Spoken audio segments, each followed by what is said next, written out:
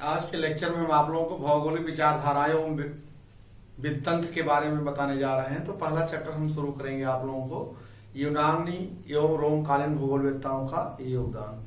तो प्रारंभ तो करेंगे हम यूनानी भूगोलवेत्ता से, लेकिन इसमें जो बहुत सारे जो परीक्षाओं में प्रश्न बनाए जाते हैं उनसे चर्चा करने जा रहे हैं। देखिए, यूनानी भूगोलवेत्ताओं का योगदान जो है, यह यूनानी एवं रोमकालीन भूगोलवेत्ताओं का योगदान, इसे जो है हम चिरसम्मत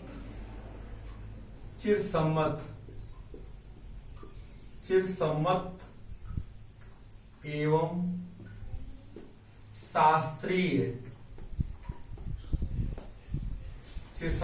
शास्त्रीय काल के नाम से भी जानते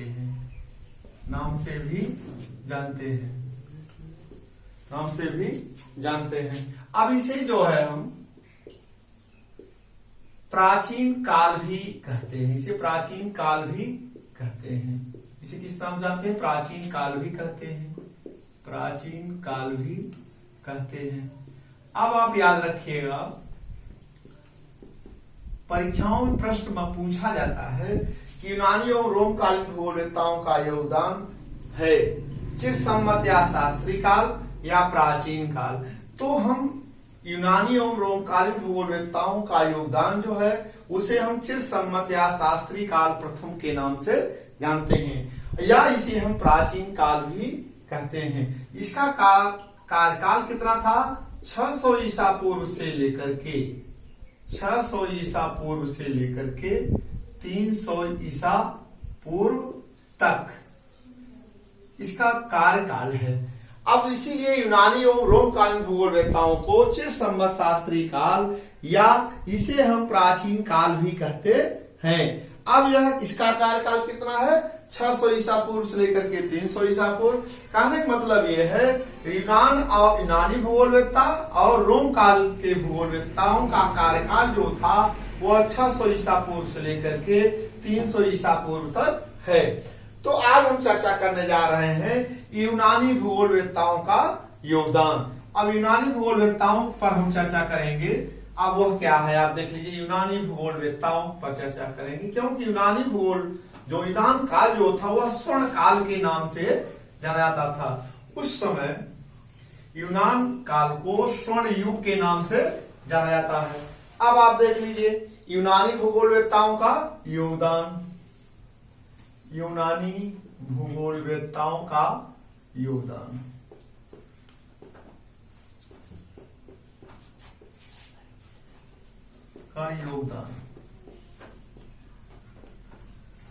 पहले हम शुरू करेंगे सबसे पहला आपका यूनानी भूगोलवेत्ताओं जैसे होमर है, थेल्स है, एनेगिमेंडर है, हिकेटियस है, हेरोडोटस है, पोलिबियस है, पोसिडोनियस है, अरस्तु है, प्लेटो है, थियोफ्रेस्टस है। तो इस तरह से बहुत सारे इसमें यूनानी भूगोलवेत्ताओं के नाम है। तो जो मुख्य यूनानी भूगोलवेत्ता हैं उनके ऊपर हम चर्चा करने जा रहे हैं। पहला आपका है महाकवि होमर।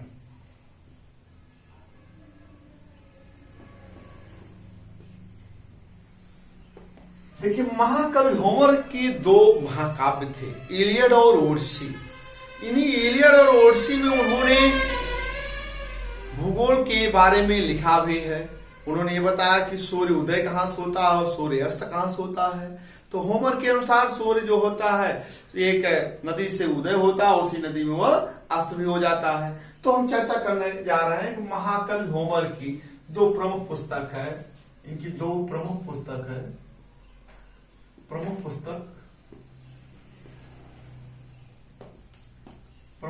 है इलियड और ओडिसी। पहला है इलियड, दूसरा है ओडिसी। इनके दो महाकाव्य थे, इलियड और ओडिसी। इन्होंने लिखा था कि होमर ने कि पृथ्वी जो है एक महासागर नदी से घिरी हुई है, अर्थात पृथ्वी चारों तरफ एक सतत वाहिनी नदी द्वारा घिरी हुई है और इन्होंने उस नदी को महासागर के नाम से पुकारा था, महासागर को नदी के नाम से पुकारा कि पृथ्वी चारों तरफ एक सतत वाहिनी नदी द्वारा घिरी हुई है। होमर के अनुसार जो है, इनके अनुसार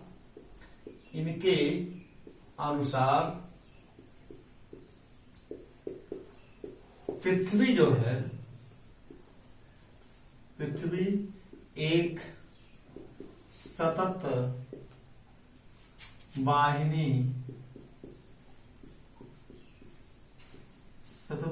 नदी द्वारा, सतत वाहिनी नदी मतलब महासागर,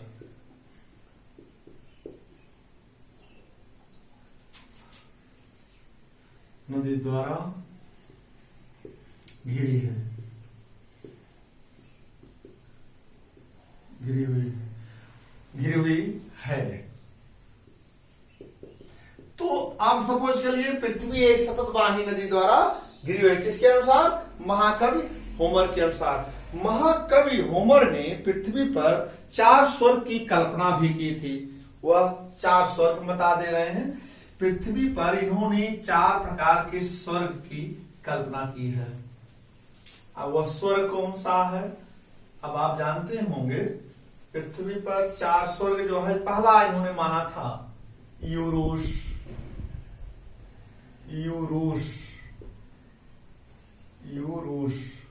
यूरुष को इन्होंने पूर्वी वायु कहा। क्या कहा? पूर्वी वायु।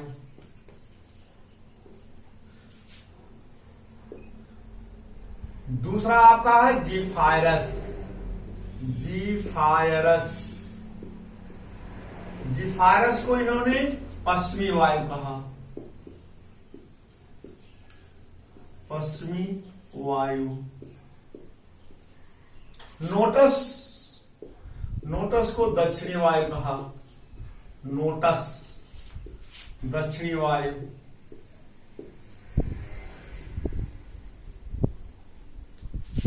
बोरियास उत्तरी वायु।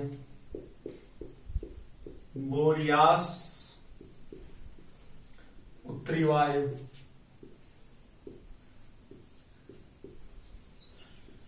होमर ने पृथ्वी पर 4 स्वर्ग की कल्पना की थी। उन 4 स्वर्ग को 4 प्रकार की वायु का वर्णन से अभिहित किया था। वह जो 4 प्रकार की वायु को अभिहित किया था उन्होंने, आज भी वर्तमान काल में चारों दिशाओं से जो 4 प्रकार की वायु चलती है उनका नामकरण उत्तर, दक्षिण, पूर्व, पश्चिम वायु के नाम से जाना जाता है। तो देखिए, यूरोस को उन्होंने पूर्वी वायु कहा, जीफायरस को पश्चिमी वायु कहा, नोटस को दक्षिणी वायु कहा और बोरियास को उत्तरी वायु के नाम से जाना जाता है।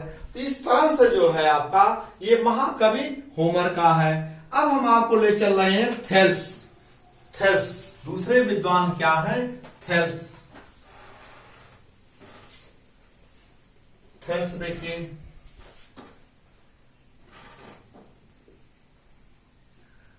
थेल्स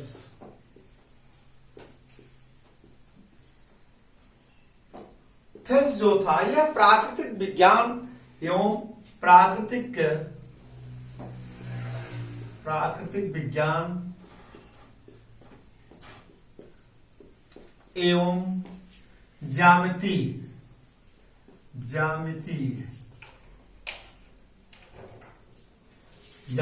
का प्रकांड विद्वान था। यह जो था गणितीय भूगोल की ओर,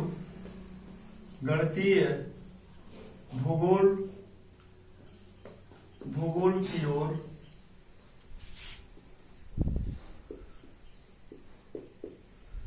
झुकाव भी था। इसका झुकाव अधिक था।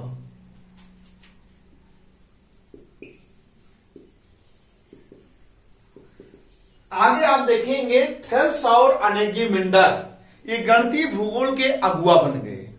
अब थेल्स जो था प्राकृतिक विज्ञान और ज्यामितीय विज्ञान, गणित की तरफ इसका झुकाव अधिक था। फिर आगे चल करके अनेगिमिंडर आ गए। अनेगिमिंडर और ये थेल्स दोनों गणितीय भूगोल के अगुआ बन गए। परीक्षाओं में अक्सर पूछा जाता है गणितीय भूगोल के अग्रज हैं, तो गणितीय भूगोल के अग्रज जो हैं थेल्स और अनेगी-मेंडर को माना जाता है। अब आपको हम बता दें अनेगी-मेंडर की तरफ ले चलो। थेल्सवाद, अनेगी-मेंडर। तीसरा आपका हो जाएगा अनेगी-मेंडर, अनेगी-मेंडर।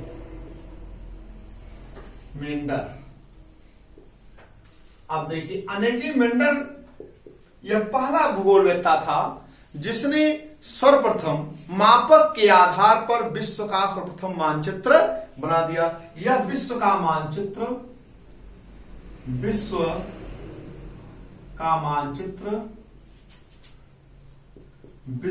मानचित्र सर्वप्रथम मापक के आधार पर बनाया था। मापक के आधार पर बनाया था।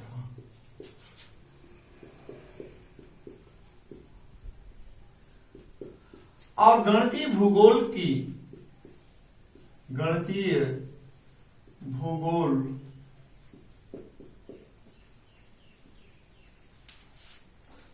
में रुचि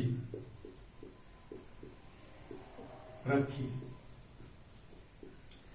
और इसने, अब देखिए जो मेन इसका योगदान है वो हम बता दे रहा हूं आप लोगों को। अनेगी-मेंडर विश्व का मानचित्र सर्वप्रथम मापक के आधार पर बनाया। गणितीय भूगोल में इसकी रुचि थी और इसने जीव भूगोल की नींव रखी। अनेगी-मेंडर ने सर्वप्रथम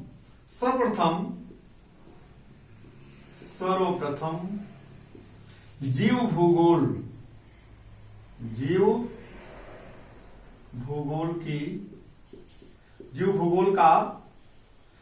भूगोल का जनक कहा जाता है। जीव भूगोल की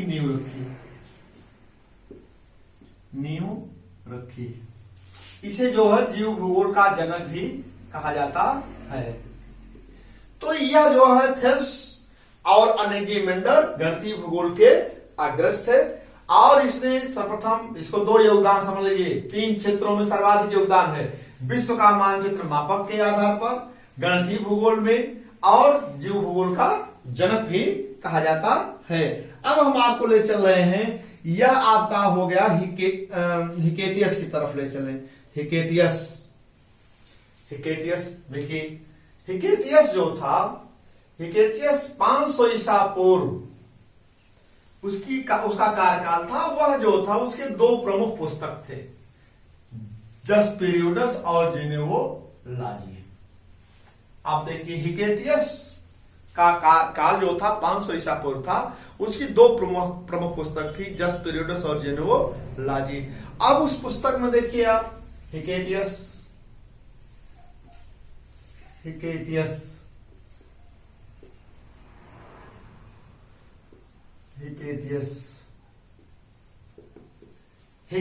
का कार्यकाल जो था 500 ईसा पूर्व था। इसकी 2 प्रमुख पुस्तक थी। कौन सी पुस्तक थी? जस पीरियडस और जेनेवो। इसकी 2 प्रमुख पुस्तक हैं। 2 प्रमुख पुस्तक, जस पीरियडस, पहला है जेनेवोलॉजी।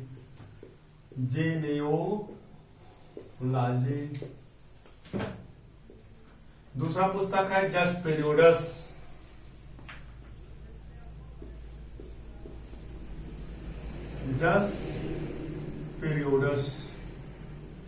तो जेनेवोलॉजी में इसकी 2 पुस्तक है, जस पीरियडस और जेनेवोलॉजी। जेनेवोलॉजी में इस पुस्तक में नायक नायिकाओं का वर्णन मिलता है, भौगोलिक जानकारियों का वर्णन नहीं मिलता है। जस पीरियडस में पृथ्वी की दशाओं का वर्णन, पृथ्वी की भौतिक दशाओं का वर्णन मिलता है, जैसे पर्वत, पठार, मैदान, नदी, झील, भूकंप, इन सब का वर्णन इत्यादि जो है जस पीरियडस नामक पुस्तक में मिलता है। अर्थात भौतिक भूगोल की जानकारी, भौतिक भूगोल की जानकारी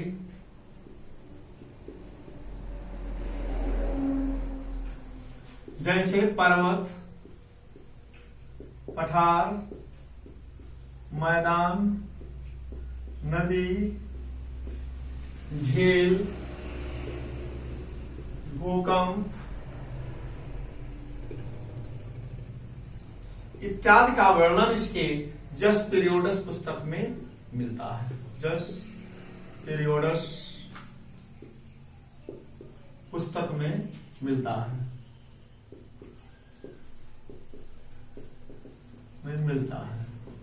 अब आप जान लीजिए इसे सर्वप्रथम भूगोल का जनक भी कहा जाता है। किसके द्वारा कहा गया है?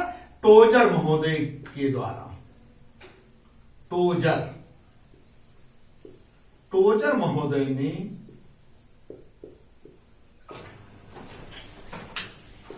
इसे सर्वप्रथम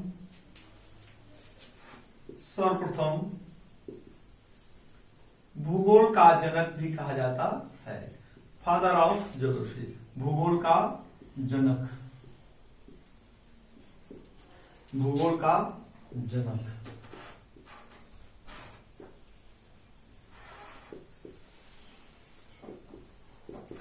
अब आप सपोज कर लीजिए दो है, एक तो आपको ये कभी कभी मिलता है किताबों में, आपको मिलता है इरेटोस्थनीज को भी भूगोल का जनक कहा जाता है, हिकेटियस को भी भूगोल का जनक कहा जाता है।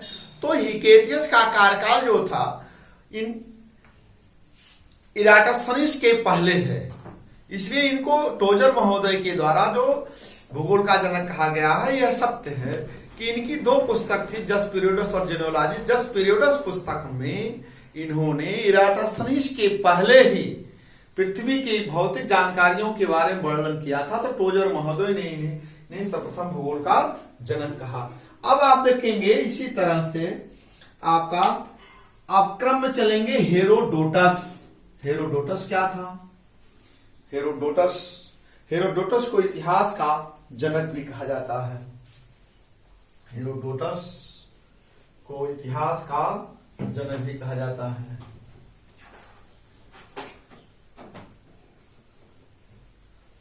इतिहास का जनक कहा जाता है। अब आप देखिए अब हम आपको बताने जा रहे हैं हेरोडोटस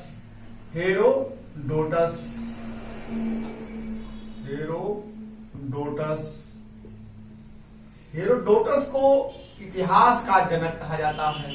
इसे क्या कहा जाता है? इतिहास का जनक। अब देखिए यह इतिहास का जनक कहा जाता है,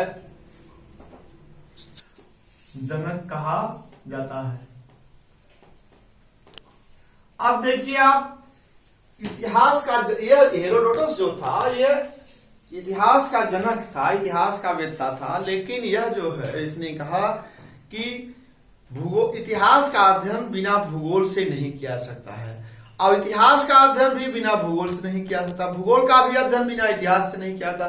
तो इसने जो कहा कि इतिहास का अध्ययन जो है हम भौगोलिक परिप्रेक्ष्य से ही कर सकते हैं, और जैसे समस्त इतिहास का विवेचन भौगोलिक दृष्टिकोण से किया जाता है और भूगोल का विश्लेषण जो है ऐतिहासिक दृष्टिकोण से किया जाता है।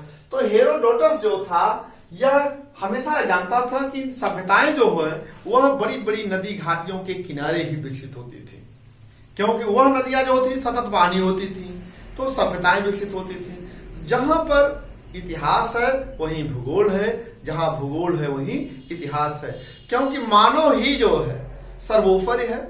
उस मानव के द्वारा जो घटनाएं घटित होती हैं वह इतिहास कहलाता है, और प्रकृति के द्वारा जो घटनाएं घटित होती हैं वह भूगोल कहलाता है।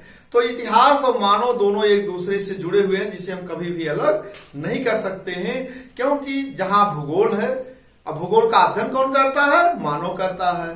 तो मानव और इतिहास और भूगोल दोनों एक दूसरे के एक पूरक है, उनको हम कभी भी अलग नहीं कर सकते हैं, क्योंकि आज के परिवेश में मानव देखिए आज के परिवेश में मानव के द्वारा जो भी घटनाएं घटित हो रही हैं वह आने वाले दिन का इतिहास कहलाता है, और भूगोल प्रकृति के द्वारा जो भी घटनाएं घटित होती हैं वह जो है आने वाले का भूगोल कहलाता है। तो इसीलिए कहा जाता है इतिहास जो है मानवीय घटनाओं का कोश है और भूगोल जो है वह प्राकृतिक घटनाओं का कोश है। अध्ययन कौन करता है? मानव करता है। तो जिस परिवेश में, जिस वातावरण में, जिस जलवायु में मानव के द्वारा जो भी ऐतिहासिक घटनाएं घटित होती हैं या संस्कृत विकास होता है, सभ्यताएं विकसित होती हैं और नष्ट होती रहती हैं, वह जो है प्रकृति के द्वारा मानव के दोनों के एक दूसरे के पूरक के द्वारा होता है। तो आप सपोज कर लीजिए कि सभ्यताएं कहां, तो इतिहास का जनक कहा जाता है इसे। तो हेरोडोटस जो था यह यूनान का भूगोलवेत्ता था। तो यूनान में आप देखेंगे, यूनान भूमध्य सागर, यूनान जो देश है भूमध्य सागर का एक तटवर्ती देश है, जो मैप के माध्यम से आपको बताना चाहते हैं। आप देखिए, पहले हम आपको अफ्रीका महाद्वीप की तरफ ले चल रहे हैं। ये आपका अफ्रीका है, ये आप देखिए अफ्रीका हम आपको पहुंचा दिए। ये देखिए फारस की ये लाल सागर हो गया। अब हम आपको इधर ले चल रहे हैं। देखिए ये आपका यूरोपियन कंट्री है, यहाँ यूनान है, एथेंस जिसे कहते हैं, ग्रीक काल जिसे कहते हैं। अब ये आपका क्या हो गया, भूमध्य सागर हो गया। कौन क्या हो गया, भूमध्य सागर, भूमध्य सागर। ये आपका क्या हो गया, यूरोप है। अब यहीं पर आपका ग्रीक है। ये आपका क्या, अफ्रीका महाद्वीप है। ये आपका अफ्रीका महाद्वीप है। अब ये आपका रेड सी है, लाल सागर है। तो आप देखिए अब यहां पर जो है, यहां पर विक्टोरिया झील है। ये कौन सी झील है, विक्टोरिया झील है। विक्टोरिया झील है, यहीं से नील नदी निकलती है और यह जा करके भूमध्य सागर में गिर जाती है, या उसका मुहाना जो है यहीं पर इसका अस्तित्व समाप्त हो जाता है। ये भूमध्य सागर है। ये कौन सी नदी है, नील नदी है, नील नदी, नील नदी। अब आप देखिएगा ध्यान से, हेरोडोटस जो था यह हमेशा इसके दिमाग में था कि सभ्यताएं जो विकसित होती हैं वो नदी घाटियों के किनारे।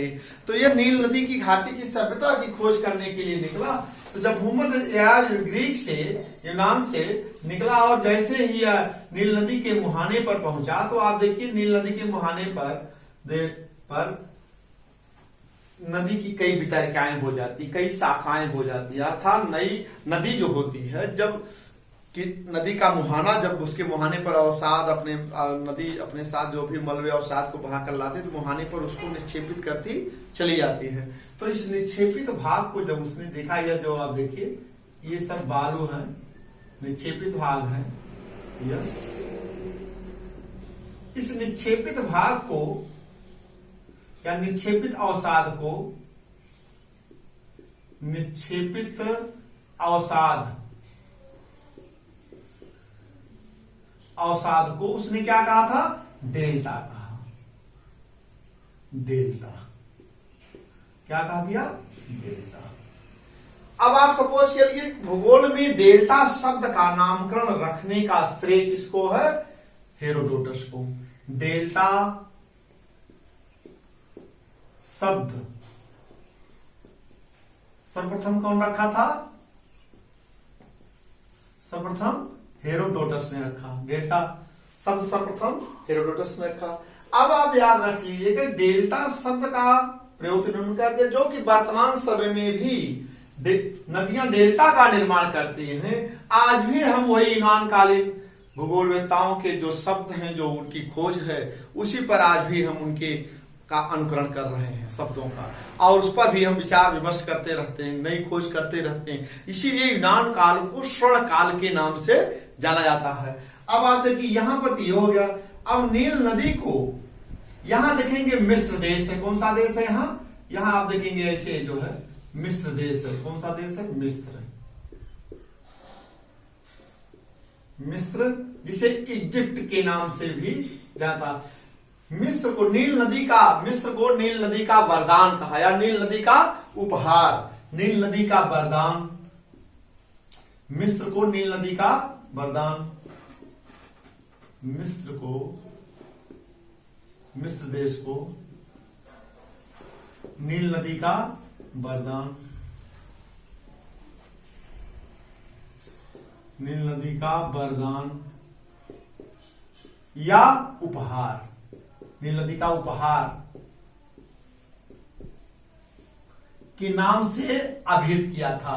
नील नदी का वरदान, मिस्र को नील नदी का वरदान या उपहार के नाम से अभिहित किया था, पुकारा था। आज भी कहा जाता है नील नदी का वरदान शब्द का नामकरण किसने रखा था? हेरोडोटस ने रखा था। ये सब परीक्षाओं में पूछे जाते हैं, इसलिए हम आपको विस्तृत बता दे रहे हैं। यह आपका हो गया, यहाँ पर देखिए ग्रीक है ये। तो इस तरह से हेरोडोटस का योगदान भूगोल में इसी तरह से है। अब हम आपको ले चल रहे हैं, हेरोडोटस हो गए, अब हम आपको ले चले पाइथागोरस। पाइथागोरस, पाइथागोरस का नाम आप लोगों ने सुना। पाइथागोरस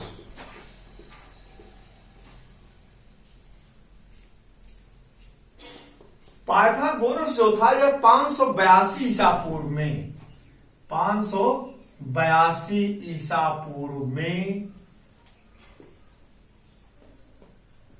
इसका कार्यकाल था।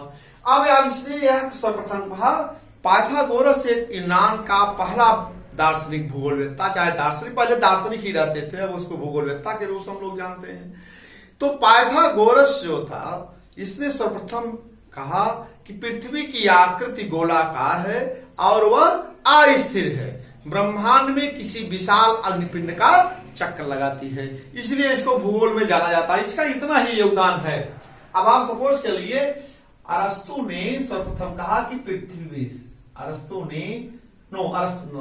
पाइथागोरस ने कहा सर्वप्रथम कि पृथ्वी की आकृति, पाइथागोरस ने सर्वप्रथम कहा कि पृथ्वी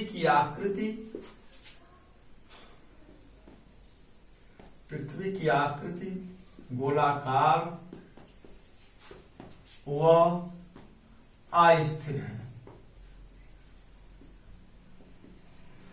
गोलाकार व अस्थिर है। वह ब्रह्मांड में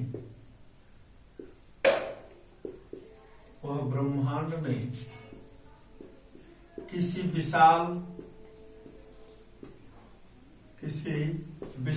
पिंड का चक्कर लगाती है,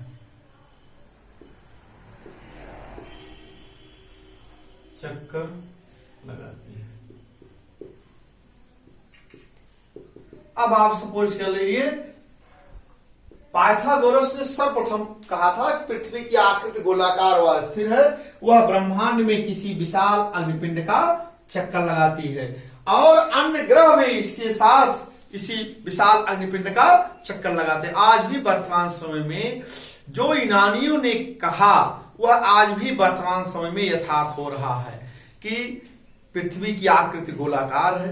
आज भी देखिए पृथ्वी की आकृति गोलाकार है और वह ब्रह्मांड में किसी विशाल अग्निपिंड का चक्कर लगाती है। तो आज भी देखिए ब्रह्मांड में अग्निपिंड क्या है? सूर्य है, उसी का सभी ग्रह जो है सूर्य का ही चक्कर लगाते हैं। तो ये याद करिए पाइथागोरस जो था सर्वप्रथम ये बताया था कि पृथ्वी की आकृति गोलाकार व स्थिर है और ब्रह्मांड में किसी विशाल अग्निपिंड का चक्कर लगाती है। आज के लेक्चर में हम आपको यहाँ तक ही बताएंगे। कल जो हम अगला बनाएंगे यूनानी भूगोलवेत्ता का, उसमें इसमें यूनानी भूगोलवेत्ता में बहुत सारे विद्वान हैं। अगर हम पूरा पढ़ाएंगे बताएंगे तो काफी लंबा समय चला जाएगा, इसलिए अगले लेक्चर में इसके क्रम में आगे हम बताएंगे। किसको बताएंगे? बता दें, इराटोस्थेनीज हैं, फिर अरस्तु हैं, थियोफ्रेस्टस हैं, प्लेटो हैं, तो इस और पोसिडोनियस है, पोलिबियस है, तो बहुत सारे विद्वान जो बचे हुए हैं इनको हम अगले लेक्चर में चर्चा करेंगे। ठीक है, धन्यवाद।